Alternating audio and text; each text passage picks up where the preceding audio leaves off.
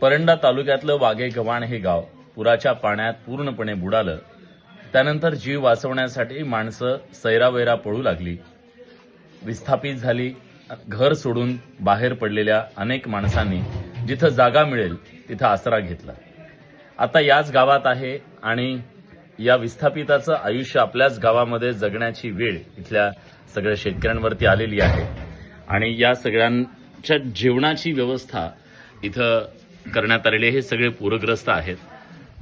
सगळ्यात महत्त्वाचं म्हणजे अभिमान वाटतो या गोष्टीचा सांगायला, या सगळ्या माणसांना आधार कुठे मिळालेला आहे तर ही शाळा आहे।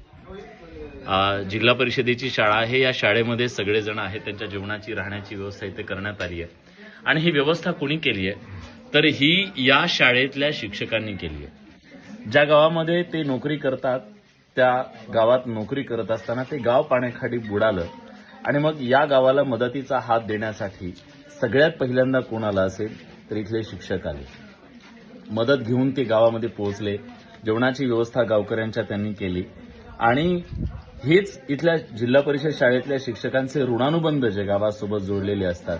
संकटाच्या काळात आपली माणसं आपल्यासाठी धावून येतात असं म्हणतात, ते या निमित्तानं पाहायला मिळालं। माझ्यासोबत हे शिक्षक आहेत। तुम्हाला का वाटलं की आपण या गावासाठी धावून आलं पाहिजे? या गावामध्ये आम्ही गेल्या 3 वर्षापासून नोकरी करतो।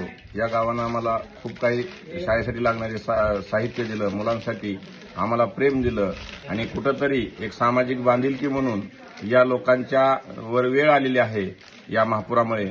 कुठंतरी आपण ही एक सामाजिक बांधिलकी जपून त्यांच्या मदतीला धावून गेलं पाहिजे, ही माझ्या मनामध्ये भावना होती।